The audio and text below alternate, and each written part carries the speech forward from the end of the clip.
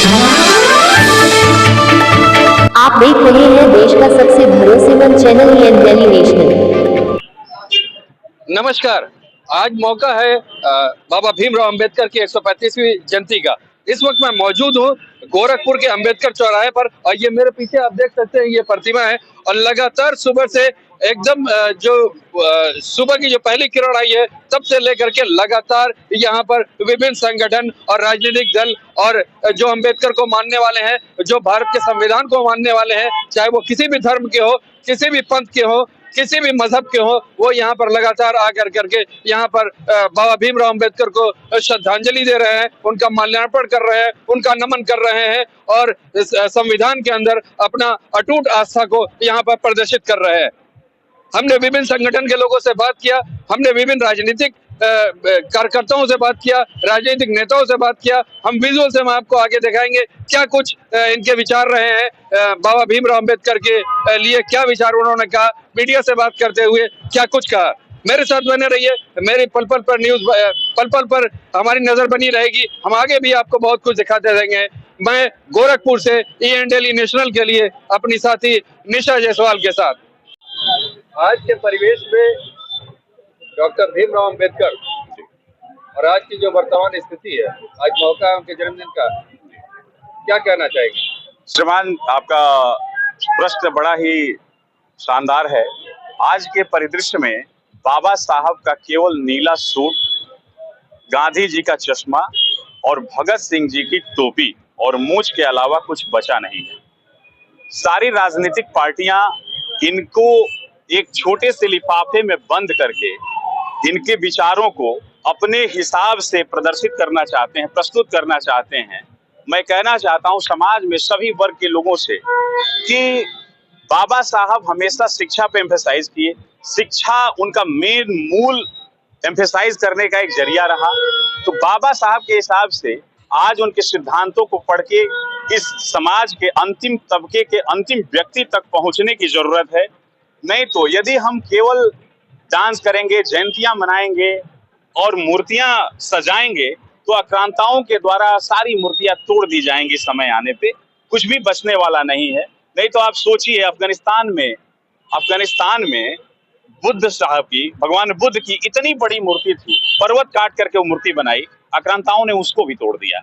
तो आज मूर्तियों को छोड़ करके और मूर्ति पूजा और दिवस मनाने को छोड़ के सबसे ज्यादा इंपॉर्टेंट है उनके विचारों को समाज के अंतिम व्यक्ति तक पहुंचाया जाए। नहीं तो बामियान प्रांत का जो हाल हुआ वही हाल पूरे दुनिया का होगा। जरूरी है कि हम उनके सिद्धांतों को, उनके दिए हुए वचनों को, उसको निभाते हुए आगे बढ़े और समाज में एक नया आयाम स्थापित करें। ये जरूरी है आज। मैं प्रवीण यादव, प्रांत उपाध्यक्ष, आम आदमी पार्टी, उत्तर प्रदेश। जी, आज समता पुरुष बाबा साहब अम्बेडकर की 134वीं जयंती है और इस अवसर पर मैं ऑनरेबल प्राइम मिनिस्टर को रिस्पेक्टेड डीएम साहब की तरफ से एक ज्ञापन प्रेषित कर रहा हूं, जिस ज्ञापन में 5 मांगे हैं। पहली मांगे है कि आटा, चावल, दाल, तेल, चीनी, दूध, दही, दवा पर जीएसटी लगा हुआ है। प्राण है, पेट है, इस पर जीएसटी समाप्त कर दें। इस पर जीएसटी का अर्थ है आर्टिकल 21 की हत्या, जीवन के मौलिक अधिकार की हत्या। दूसरी मेरी मांग है कि सड़कों के ऊपर निजी गाड़ियों पर टोल टैक्स समाप्त कर दें। इस पर टोल टैक्स लगाने का अर्थ है कहीं आने जाने की स्वतंत्रता, 19D का वायोलेशन और यह लूट भी है। इसलिए लूट है कि जब वन टाइम रोड टैक्स ले लिया गया, जब वन टाइम रोड टैक्स गाड़ी खरीदने के समय ले लिया गया तो फिर उस पर टैक्स लगाने की, टोल टैक्स लगाने की क्या जरूरत है। तीसरी मेरी मांग है शिक्षा, चिकित्सा, रेल को एक समान किया जाए, निःशुल्क, यानी गरीब अमीर सबके लिए एक रेल, एक चिकित्सालय, एक विद्यालय, अलग अलग नहीं, एक तरीके का। चौथी मेरी मांग है कि ओल्ड ओपीएस यदि आप नहीं दे सकते तो विधायिका के सदस्यों के बराबर का पेंशन सरकारी सेवकों को दे दिया जाए। पांचवी मेरी मांग है कि उन लोगों को, किसान और मजदूर को 3000 रुपए प्रति माह का पेंशन दिया जाए। 3000 रुपए प्रति माह इसलिए कि किसान 145 करोड़ का पेट भरता है और मजदूर हिंदुस्तान को सड़क के ऊपर खड़ा किया है।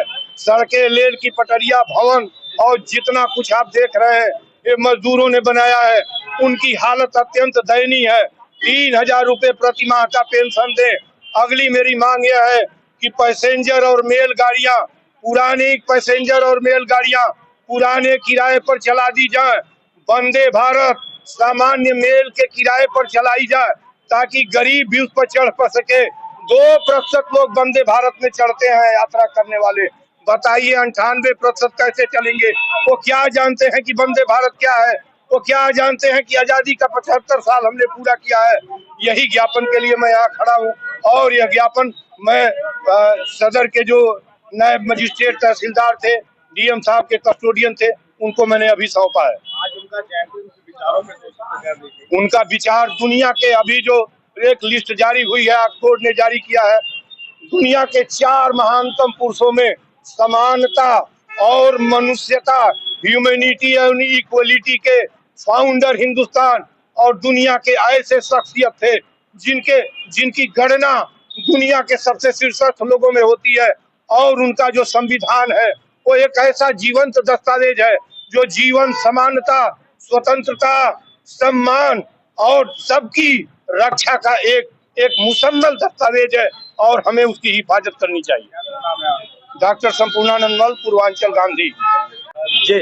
आज का दिन बहुत ही विशेष है हमारी जिंदगी के लिए, हमारे इस दौर के लिए, क्योंकि जो संविधान के तार तार करती हुई सरकार के विरुद्ध कम से कम बुलंद हम वो आवाज कर सकें, उसके एवज में हम आज बाबा साहब को बहुत दिलों से याद कर रहे हैं कि उन्होंने जो संविधान बनाया उसके कम से कम हम कुछ तो लड़ाई लड़के संविधान के रक्षा कर सके। उसके लिए आज हम लोग यहाँ पे सब एकत्रित हुए हैं। आम आदमी पार्टी के सारे कार्यकर्ता आज एकत्रित हुए हैं। आज बाबा साहब भीमराव अंबेडकर जी की जयंती है। पूरा देश हर्षोल्लास के साथ उनकी जयंती मना रहा है। आम आदमी पार्टी की तरफ से हम सभी पदाधिकारीगण जो महानगर, जिला और प्रांत और प्रदेश स्तर के कार्यकर्ता पदाधिकारी जो गोरखपुर में है, गोरखपुर जिले की तरफ से आज उनका जन्मदिन हर्षोल्लास के साथ मनाया जा रहा है। आज जो महापुरुष का जिनका जन्मदिन है, इन्होंने संविधान का जो एक व्यवस्था हम लोगों के भारतवर्ष पे दी, उस संविधान के अनुसार हम लोग समान अधिकार के साथ जीवन यापन करते हैं। अगर संविधान नहीं रहता और संविधान लिखित रूप में नहीं रहता तो हमारे देश में बहुत तरह की अराजकता फैलती, लेकिन संविधान सबको बराबरी का हक दे रहा है और एक समान जीवित रहने के लिए, आगे बढ़ने के लिए और सबके विकास के लिए यह संविधान हम लोग के लिए बहुत ही महत्वपूर्ण रहा है और भविष्य में भी रहेगा। ये संविधान समान शिक्षा, समान सारी व्यवस्थाएं, जात पात धर्म से ऊपर उठ करके एक समान के लिए हम लोग के लिए व्यवस्था प्रदान करता है। बाबा साहब भीमराव अम्बेडकर जी ने छुआछूत के खिलाफ बहुत बड़ा आंदोलन चलाया जो महार आंदोलन के नाम से जाना जाता है। और उससे भी बड़ी बात है कि उन्होंने शिक्षा को मुख्य हथियार बनाया और बताया शिक्षित बनो, संगठित बनो और आगे बढ़ो। ये एक ऐसा मूल मंत्र है जो आपको जीवन में हर मोड़ पे आपके काम आएगा। शिक्षा और उसका अनुसरण पूरा देश कर रहा है, सारे लोग कर रहे हैं। हम लोग फिर उनको जो है नमन करते हैं और उनके जयंती पे हर्षोल्लास के साथ यहाँ पर माल्यार्पण करके सभी पदाधिकारियों के साथ उनकी जयंती मना रहे हैं। क्या कहना चाहेंगे आज के इस मौके पर? देखिए, बाबा साहब की आज जयंती है।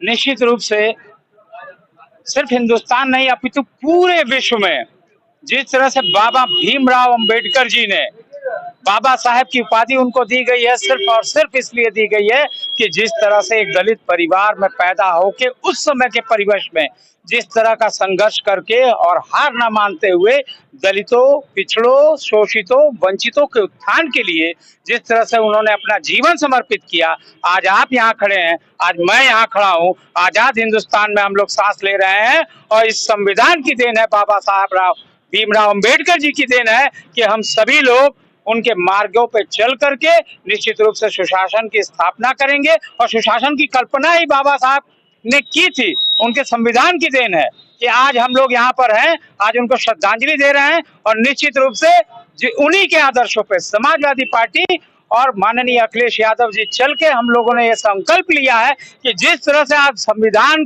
के साथ छेड़छाड़ हो रही है या उसको नुकसान पहुंचाने की जो कल्पना भारतीय जनता पार्टी कर रही है, निश्चित रूप से आज हम सभी नौजवान ये प्रण लेते हैं कि आने वाले समय में उनके संविधान की रक्षा करते हुए हम अपने प्राणों की आहुति भी दे देंगे। अमर रहे, अमर रहे, अमर रहे। जी, मेरा नाम मनोज यादव है, मैं अधिवक्ता भी हूँ और समाजवादी पार्टी राष्ट्रीय योजना सभा का पूर्व राष्ट्रीय सचिव रहा हूँ, यूथ का अध्यक्ष रहा हूँ। सर देखिए, आज बाबा साहब का जन्मदिन है, उनका 135वां जन्मदिन मनाया जा रहा है। बाबा साहब का ये नारा था, शिक्षित हो, संगठित हो, संघर्ष करो।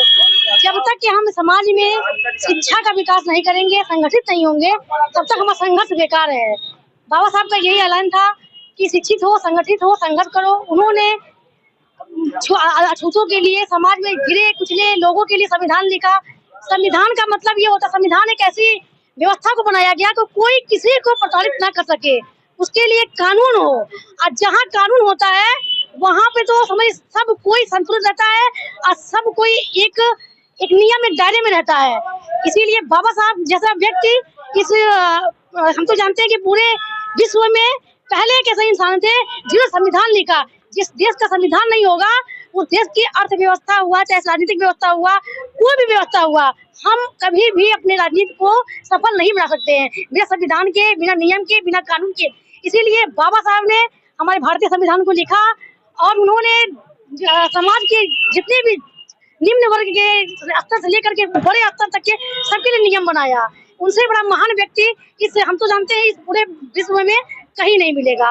बाबा साहब जहाँ रहे, जिन्होंने लोगों के लिए लिख के जो उन्होंने लिखा, आज पूरी दुनिया के सामने एक मिसाल बने हुए हैं। हर व्यक्ति हर जगह पानी पी सकता है, अपनी आजादी कर सकता है, भाषण दे सकता है, अपने फूलों विचारों को के द्वारा वो अपनी बातों को समाज में रख सकता है। ये उन्हीं की देन है, वरना हम जैसे लोग आज कहाँ होते कोई भी पता नहीं था। इसीलिए बाबा साहब हमारे सबसे बड़े और सबसे महान, विश्व के सबसे नंबर 1 के हमारे जो थे कर्णधार थे। मेरा नाम कुमारी सागर, प्रदेश उपाध्यक्ष, आम आदमी पार्टी, उत्तर प्रदेश, लखनऊ। आज अंबेडकर जयंती, उस संबंध में क्या कहना चाहेंगे? और सर्वप्रथम तो आप सभी को, देशवासियों को आज बाबा साहब भीमराव अम्बेडकर की जयंती पर मैं सबको शत नमन और विनम्र श्रद्धांजलि अर्पित करती हूँ। जो बाबा साहब थे, उन्होंने भारत को स्थापित करने के लिए संविधान का निर्माण किया। उस संविधान में ऐसी ऐसी मूल चीजें रखी जिससे वंचित वर्ग जो है, दलित है, जो महिलाएं हैं, जो बालक हैं, जो निराश्रित हैं, उनके लिए कहीं ना कहीं बहुत सारे प्रावधान है। उसके आधार पर आज उनको उनका अधिकार प्राप्त है। उन्हीं अधिकारों के निमित्त आज देश चल रहा है। देश संविधान से ही चलेगा और भारतीय जनता पार्टी इसका पुरजोर सपोर्ट करती है, समर्थित करती है कि बाबा साहब ने जो संविधान लिखा उसके अनुसार जो है हमारा देश चल रहा है। और हमारी जो संगठन, हमारी जो भारतीय जनता पार्टी है, उसी पद चिन्हों पे चल रही है। माननीय मोदी जी के द्वारा और प्रदेश के मुखिया हमारे माननीय मुख्यमंत्री जी के द्वारा हम जो है घर घर जाते हैं और संपर्क करते हैं। विशेषकर दलित बस्तियों में जा रहे हैं। हमारी योजना है गाँव चलो अभियान, उसके तहत भी हम जो है जा रहे हैं, लाभार्थियों से मिल रहे हैं और कहीं ना कहीं वैसे लाभार्थियों से मिल रहे हैं जो वंचित थे, समाज की मुख्य धारा से वंचित थे, उन्हें जोड़ने का प्रयास कर रहे हैं। क्या नजर आ रहे हैं इस समय महिलाओं को? अगर बात करें कि आप एक महिला, तो क्या समस्याएं दिखाई दे रही है? देखिए, चुनौती बिल्कुल चुनौती तो थी, लेकिन धीरे धीरे महिलाएं, आपको यहाँ भी संख्या दिख रही होगी, महिलाएं घर से निकल रही हैं। और सबसे बड़ी बात है कि उन्हें अपने अधिकारों के बारे में पता है। पहले उतना हमें जानकारी नहीं था, लेकिन आज हम संविधान को पढ़ते हैं, उसकी चर्चा हो रही है, उसको संविधान को पढ़ के अपने अधिकारों के बारे में जानते हैं और उस अधिकार को जानते हुए हम अपने काम को और समाज की मुख्य धारा से जुड़ते हुए समाज को विकास के रास्ते पे और भारत को विकसित भारत बनाने में अपना सहयोग प्रदान कर रहे हैं। एडवोकेट पूजा गुप्ता, भारतीय जनता पार्टी। देखिए, सबसे पहले तो मैं बधाई देना चाहूंगा और जो उन्होंने काम किया हमारे हिंदुस्तान के लिए वो कोई कर नहीं सकता। उन्होंने संविधान को लिखा और अगर आज हम उस पर चलें, जो लिखी हुई चीज है, तो फिर हिंदुस्तान में कभी कोई दिक्कत, कोई परेशानी आएगी ही नहीं। उन्होंने सबको देखा, चाहे वो हिंदू हो, मुस्लिम हो, सिख हो, ईसाई हो, दलित हो, कोई भी हो, सभी के लिए बराबरी के साथ उन्होंने पूरी एक एक चीज लिखी और बहुत ही गहराई से बहुत ही समझदारी से और आगे आने वाले भविष्य के बारे में उनको जानकारी थी कि क्या आगे होने वाला है। इस तरीके से वो सारी चीजों को जानते हुए उन्होंने लिखा और हम यही पूरे हिंदुस्तान की जनता से ये अपील करेंगे कि उनके लिखे हुए संविधान पर चलें, तभी हम लोग तरक्की करेंगे।